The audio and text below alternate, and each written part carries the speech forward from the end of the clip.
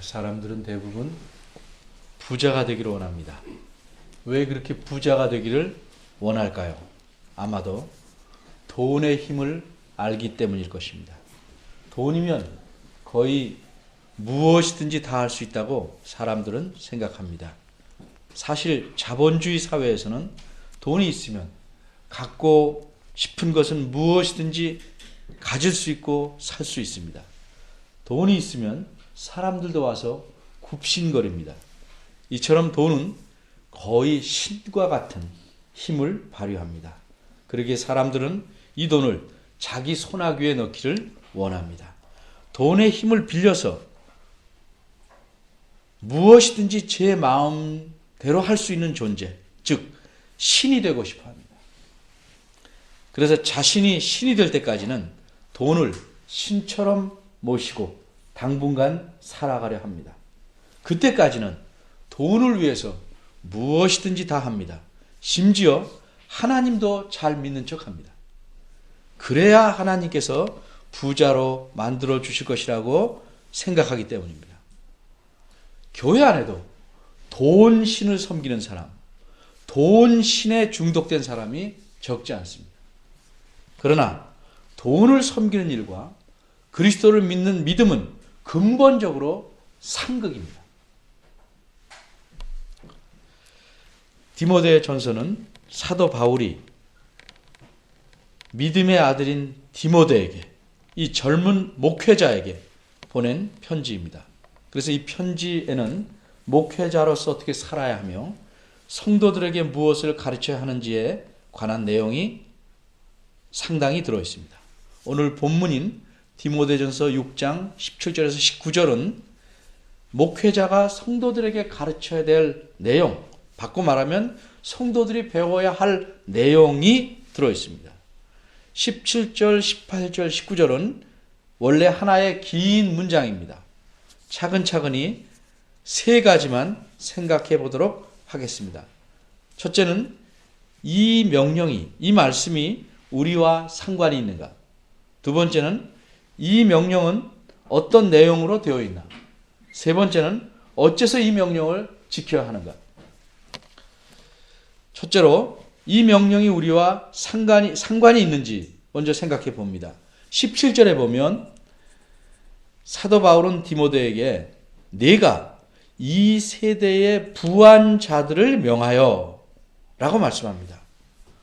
부한 자들, 이것은 부자들에게 해야 할 명령이라는 뜻입니다. 그런데 나는 부자입니다.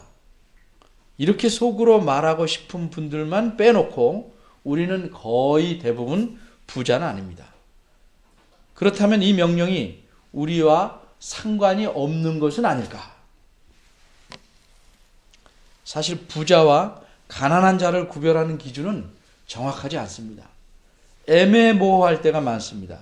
스스로 부자라고 생각하는 사람도 재산이 더 많은 사람들 틈에 끼면 가난한 사람이 되고 맙니다. 가난한 사람도 더 가난한 사람들을 만나면 자신을 부자라고 생각할 수밖에 없는 경우도 있습니다. 우리 주변에서 저 정도면 틀림없이 부자라고 생각할 만한 사람에게 부자이시죠? 라고 물어본다면 아마도 그 사람은 나보다 훨씬 재산 많은 사람들도 많습니다. 나는 부자 축에 끼지도 못합니다. 라고 대부분 사람들은 대답할 겁니다. 이처럼 사람들은 자주 자신이 부자냐 아니냐를 남과 비교해서 말합니다. 그러나 그 반대의 경우도 마찬가지입니다. 예를 들어서 저는 부자입니다. 이렇게 말하면 여러분은 어떤 반응을 보이시겠습니까? 그저 제가 한 말에 그냥 장단을 맞추려고 맞아요. 목사님은 마음 많은 부자일 겁니다. 라고 말씀하실지 모르겠습니다. 비용이 드는 일도 아닌데 제가 부자인 것을 전혀 인정 못 하시겠다는 뜻이죠. 어쨌든 아직은 여러분 중에 저를 부자로 인정하실 분은 없을 것이라고 생각합니다. 그런데 우리가 좀 더 시야를 넓혀서 객관적으로 생각해 봅시다. 지금으로부터 13년 전 1996년에 출판된 책을 보니까 그 당시 세계 인구의 약 5분의 1이 절대 빈곤층이라고 합니다. 바꿔 말하면 사람에게 꼭 필요한 기본적인 식량과 의복과 집이 심히 부족한 채로 살아가는 사람들이 이 지구상에 10억 명이나 된다는 말입니다. 지금은 빈부의 차이가 더 크게 벌어졌으므로 그때보다 더 많은 인구가 절대적으로 빈곤한 삶을 살아갈 것이라고 생각합니다. 최근에 나온 통계를 보면 기하 인구가, 이게 절대 빈곤층하고 같은 건지 모르겠습니다. 기하 인구가 작년보다 4천만 명이 늘어서 10억에 육박한다고 합니다. 따라서 세계적인 상황에 비추어 볼 때 밥그릇에 밥알이 꽤 남아있는데도 그냥 설거지해버리거나 식사 후에 후식을 먹거나 반찬 탓을 받아주는 집안은 스스로 부자라고 인정해야 솔직한 겁니다. 이런 점에서 적어도 우리 교회 성도들은 이 본문의 말씀이 상관이 없지는 않을 것입니다. 세계적으로 볼 때 우리는 충분히 부자라고 할 만하다는 뜻입니다. 우리가 혹 부자가 아니라고 우긴다고 할지라도 이 본문이 우리와 상관이 있다는 사실을 보여주는 결정적인 증거가 있습니다. 이 본문에서 말씀하는 부자의 마음의 상태가 우리의 마음의 상태와 다르지 않다는 점입니다. 바꿔 말하면 우리 마음은 이미 부자가 되어야 나타날 수 있는 특징을 갖고 있다는 것입니다. 그러니까 부자라는 겁니다. 오늘 본문의 앞부분인 디모데전서 6장 6절에서 10절은 교회 안에 가난한 사람들에게 주시는 말씀입니다. 이 말씀을 보면 가난한 사람은 두 부류로 나눌 수 있습니다. 한 부류는 가난해도 가진 것으로 만족하는 사람들입니다. 다른 한 부류는 9절에 나오는 사람인데 부자가 되려는 사람들입니다. 이 사람들은 부자가 되기 위해서 할 수 있는 일은 무엇이든지 하려고 합니다. 짧은 시간에 빨리 부자가 되기를 갈망하는 사람들은 아마 걸리지 않는다는 보장만 있다면 불법이라도 거침없이 행하려고 할 것입니다. 이렇게 돈을 모으는데 마음을 쏟는 사람들은 아직 자기가 원하는 부자가 안 되었다 할지라도 이미 부자가 된 마음 상태를 자신들의 삶에서 나타내 보이기 마련입니다. 따라서 우리가 가난해도 가진 것으로 만족해야 하는 사람들이 아니라면 오늘 본문은 분명히 우리와 밀접한 연관이 있습니다. 그래서 우리에게 꼭 필요한 말씀입니다. 두 번째, 그럼 이 명령은 어떤 내용으로 되어 있나? 17절과 18절이 명령의 내용입니다. 여기서 명령이란 곧 경고와 권면입니다. 두 가지 경고, 하지 말라 하는 경고가 17절에 나오고 두 가지 하라는 권면이 18절에 나옵니다. 이미 부자가 된 사람과 부자가 되기를 힘쓰므로 차츰차츰 돈을 많이 갖게 되는 사람은 대부분 마음이 부풀어 오릅니다. 물론 제대로 인품을 갖춘 부자도 간혹 있습니다. 성경에 나오는 욥이 그런 인물입니다.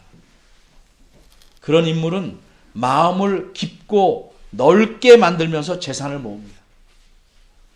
그러나 대부분의 사람들은 돈을 바르게 다스릴 만한 마음을 갖추기 전에 이미 그 마음이 돈으로 가득 찬 졸부입니다. 그래서 인품은 온데간데 없고 돈만 최고로 여깁니다. 그러니 돈이 없는 사람은 물론이요, 자신보다 돈을 덜 가진 사람을 무시하고 냉대합니다. 남들이 자기 아래에 있는 듯이 착각하고 행세합니다. 이것이 마음을 높이는 짓이며 쉽게 말해서 교만입니다. 그런데 졸부는 개인에게만 있는 것이 아닙니다.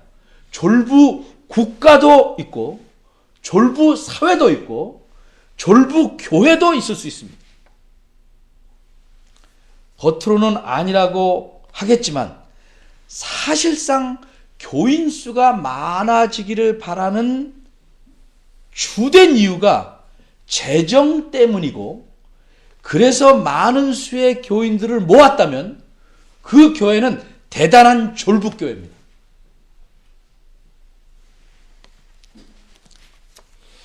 어떻게 해서 사람은 돈을 가지면 교만해지는 것일까? 그가 의지하려는 것이 돈이요, 재물이었는데 그것이 손에 들어왔기 때문입니다. 힘을 가진 이상 이제는 무서울 것이 없습니다. 그러니까 기고만장입니다. 그래서 자기보다 돈이 많아서 더 큰 힘을 가졌다고 생각되는 사람만 제외하고 모든 사람들에게 아나무인이 됩니다. 게다가 재물이 모든 위험에서 자신을 안전하게 지켜줄 것이라고 믿기에 그 재물에 소망을 두게 됩니다. 이와 같은 위험한 마음 상태를 17절에서 경고하고 있는 것입니다. 그러나 돈과 재물은 잠언 23장 5절에 나오는 말씀처럼 스스로 날개를 달고 독수리처럼 날아가 버리는 것입니다. 재물은 내 손 안에 묶여 있는 것이 아닙니다. 재물이 언제 내 품을 떠날지, 아니면 내가 언제 어떻게 잃어버리게 될는지 알 수 없는 불확실한 것입니다. 그래서 17절에는 정함이 없는 재물이라고 표현합니다. 정함이 없다는 말은 불확실하다는 뜻입니다. 누가복음 12장에서 예수님께서 말씀하신 어리석은 부자처럼 재물이 수없이 많다고 할지라도 내가 죽을 때에는 하나도 가져갈 수 없으며 언제 죽을지도 내 뜻대로 할 수 없습니다.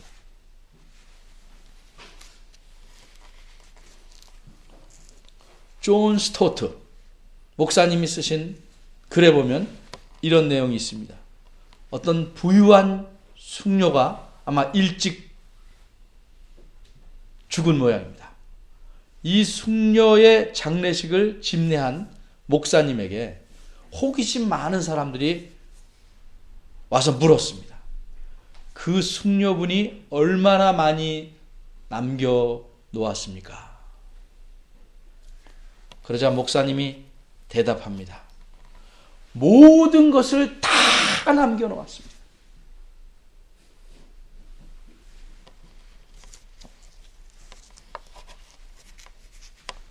하나도 가져갈 수 없습니다. 성경의 가르침은 물질주의를 반대합니다. 성경의 가르침은 고행주의도 반대합니다. 오히려 성경은 이 땅에서 하나님께서 주시는 온갖 좋은 것들을 감사하게 누리며 살라고 가르칩니다. 그러기에 성경은 부자 되는 것을 금하지 않습니다. 그러나 부자가 되면 또 되려고 하면 쉽게 빠질 수 있는 위험을 강하게 경고합니다. 그 위험은 두 가지인데 하나는 교만이요, 다른 하나는 재물에 소망을 두는 것입니다. 사람이 자기의 소망을 불확실한 것에 둘 수는 없습니다. 그러기에 사도 바울은 불확실한 재물에다가 소망을 두지 말라고 17절에서 경고한 것입니다. 그럼 사람은 어디에 소망을 두어야 하는가? 선물이 아니라 선물을 주시는 분에게 소망을 두어야 합니다. 가난한 사람은 물론이요, 부자도 반드시 소망을 하나님께 두어야 합니다. 그래야 이 땅에서뿐만 아니라 장래의 세상에서도 참된 삶을 살 수 있기 때문입니다. 17절 하반절에 보면 사도 바울은 하나님을 우리에게 모든 것을 주시는 분으로 묘사합니다. 물론 여기서 모든 것이란 하나님께서 판단하시기에 선하고 좋은 모든 것들을 의미합니다.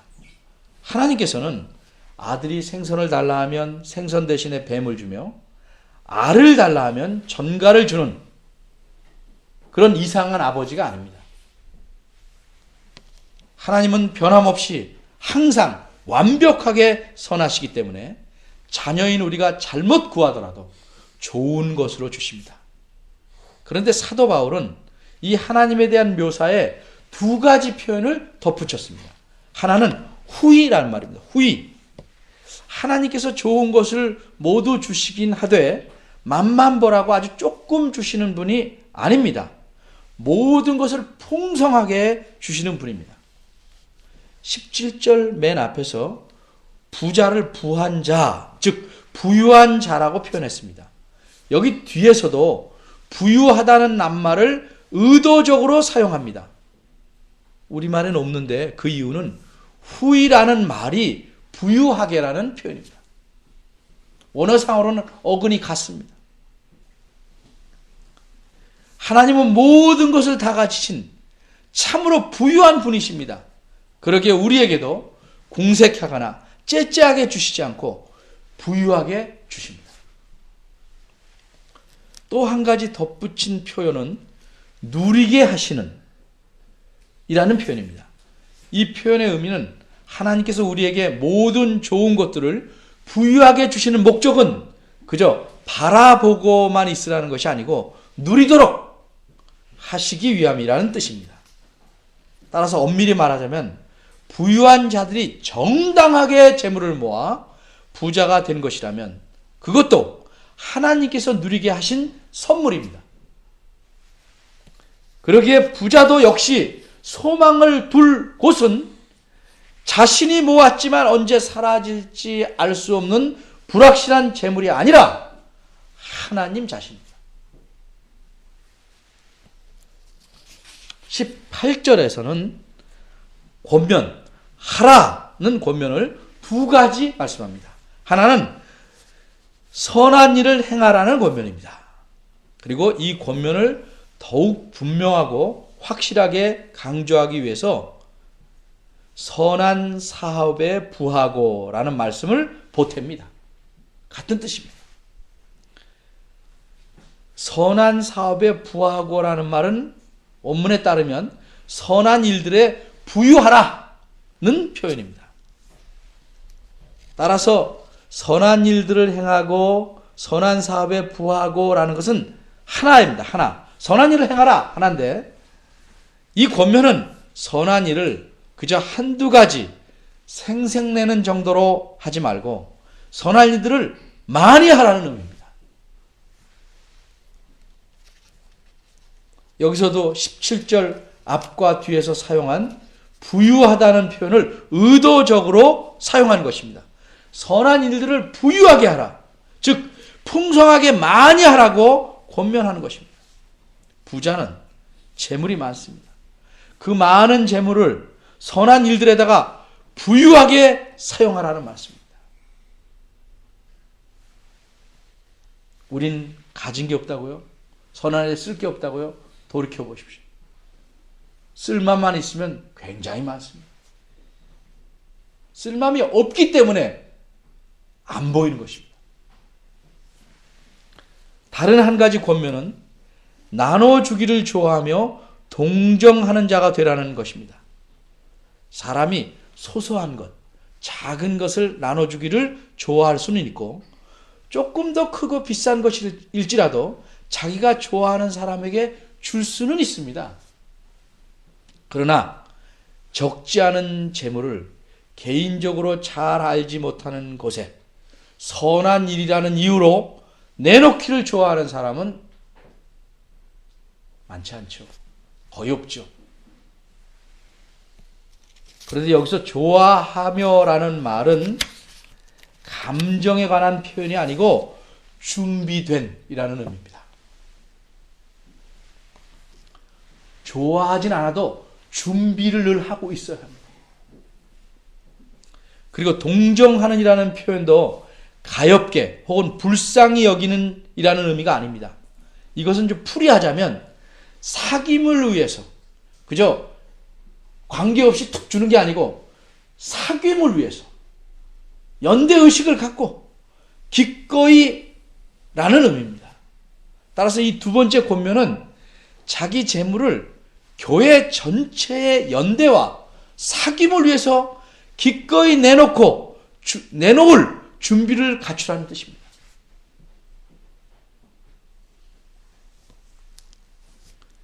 그런데 이것이 어떻게 가능하겠습니까? 내 재물은 내 소유가 아니고 선한 일들에 사용하라고 하나님께서 내게 잠시 맡겨두신 것이라고 생각하지 않는 한 누구도 자기 것을 기꺼이 내놓을 수는 없습니다. 더욱이 이렇게 선한 일들에 부유하게 재물을 사용하다 보면 부자는 점점 재물이 줄어듭니다. 근데 과연 그렇게 하는 것이 가능하겠습니까? 부자가 여전히 재물에 소망을 두고 있다면 그 재물을 결코 선한 일들에 부유하게 사용하지 못할 것입니다. 오직 하나님께 자신의 소망을 둔 사람만이 그렇게 할 수 있습니다. 따라서 재물을 어떻게 사용하느냐는 그 사람이 실제적으로 무엇에 또는 누구에게 소망을 두고 있는지를 보여주는 것입니다. 여러분들에게 제가 올해부터 자기 가정의 모든 수입의 10분의 1을 교회에 내는 헌금 이외에 구제나 선교 남을 돕는 일에 사용하자고 지금 권면하고 있습니다. 결코 쉬운 일이 아닌 줄 저도 잘 압니다.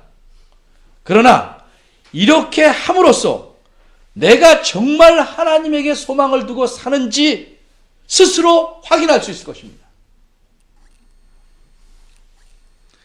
그리고 이렇게 선한 일에 재물을 사용하면서 하나님을 더욱 소망하고 의지하게 될 것입니다. 뿐만 아니라 부유하게 모든 것을 주시는 하나님의 은혜도 경험할 수 있을 것입니다. 이렇게 나아가지 않으면 하나님의 자녀로 이 땅에 살아가는 보람과 기쁨과 의미가 없어지는 겁니다.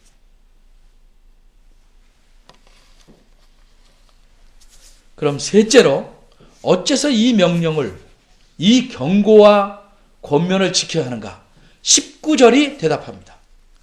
19절은 원문에 가깝게 이렇게 풀이할 수 있겠습니다. 이렇게 함으로써, 즉 선한 일에 부유하고 나눠주기에 준비되고 기꺼이 함으로써, 이렇게 함으로써 그들은 자기들을 위해서 미래를 위해 좋은 터를 쌓는 것이며, 그래야 그들은 참된 생명을 경험할 수 있을 것이다 라는 뜻입니다. 이게 무슨 뜻입니까? 부자들이 이 경고와 권면을 지켜야 하는 이유는 그것이 미래를 위해, 저 세상을 위해 좋은 터를 쌓는 일이기 때문이라는 뜻입니다.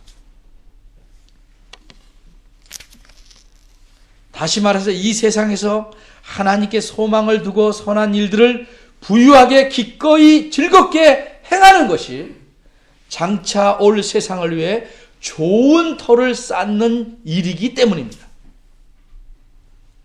많은 재물을 남들을 위해서 사용하는 것이 재물을 허비하거나 소모하는 것이 아니라 실상은 자신들을 위해서 장차 올 세상을 위해 보물을 하늘에 쌓아두는 일이라는 뜻입니다.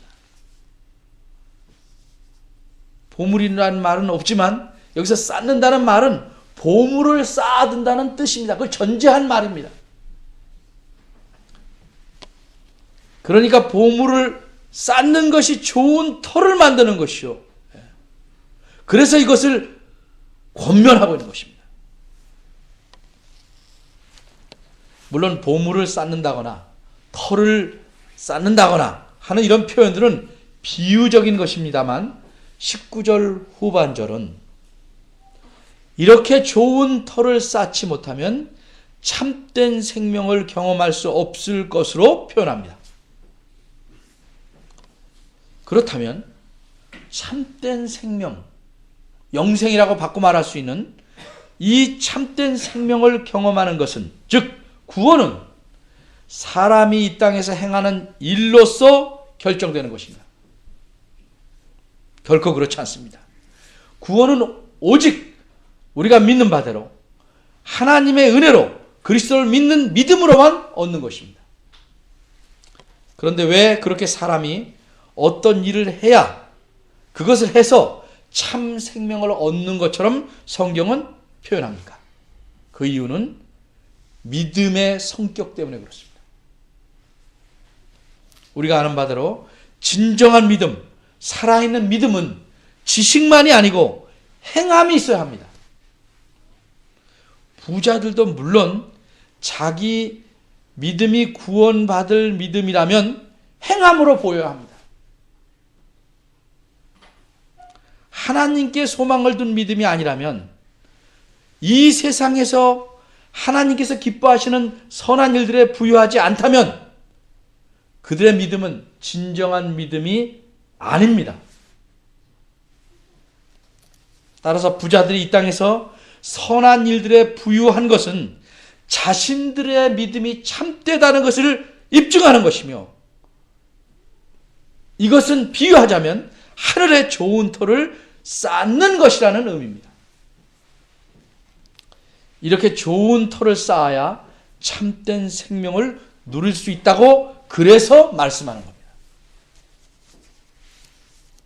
다시 말씀드리자면 본문인 17절, 18절, 19절은 디모데가 목회자로서 성도들에게, 특별히 부유한 자들에게 가르쳐야 할 중요한 사실을 알려줍니다.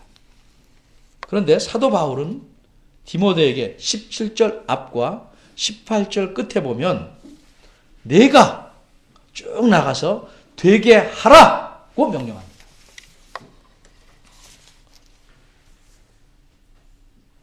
오늘날 목회자가 할 일도 마찬가지로 되게 하는 일입니다. 목회자는 여러분들에게 교만하지 말고 하나님에게 소망을 두며 그래서 그분에게서 온갖 좋은 것들을 부유하게 얻어 누리고 여러분이 가진 모든 재물과 재원으로서 선한 일들에 기쁘게 사용하는 사람이 되라고 권면할 뿐만 아니라 그런 사람이 되도록 만들어야 합니다. 그런데 이 과정에서 그런 사람이 되기 싫으면 나갈 수밖에 없습니다.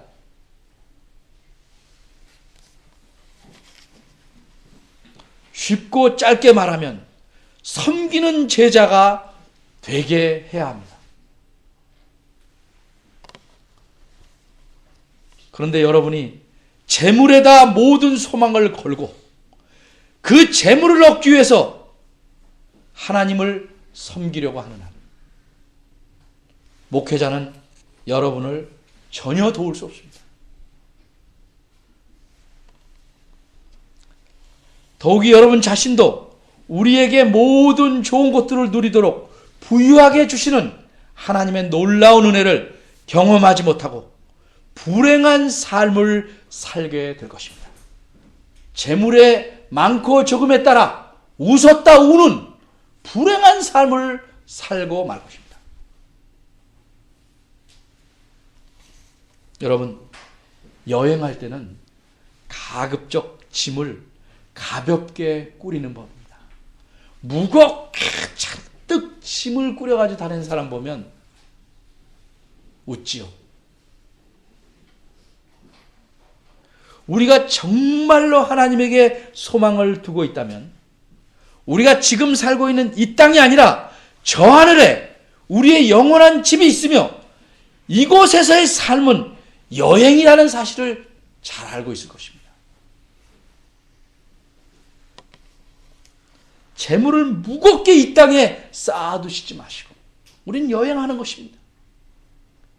하늘집에 갖다 두십시오. 기쁜 마음으로 선한 일들에 부유하게 사용함으로써 우리의 여행짐을 가볍게 꾸려야 합니다.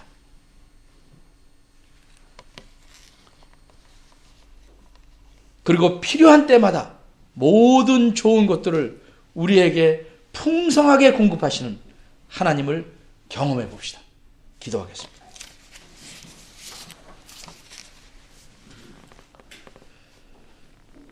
하나님,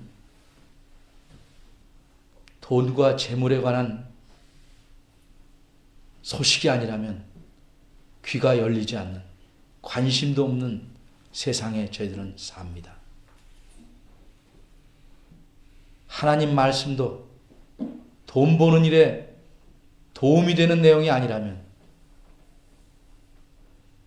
듣기를 내 마음이 거절하는 이런 강팍한 심령으로 저희들이 살아가는지 살펴보게 하옵소서. 돈에 목숨을 걸고 돈에 소망을 두다가 이 세상이 불탈 때 함께 멸망의 구렁텅이로 빠지는 참으로 불쌍한 짐승과 같은 저희들 되지 않게 하시고 인생의 여행길을 발걸음 가볍게 여행할 수 있는 믿음의 거인들이 되도록 저희들을 성숙해 하여 주옵소서. 저희 마음속에 추구하는 것이 무엇인지 돌아보게 하시고 하나님이 기뻐하지 않는 것은 무엇이든지 배설물로 여기는 귀한 은혜를 주시기를 바랍니다. 예수님의 이름으로 기도합니다. 아멘.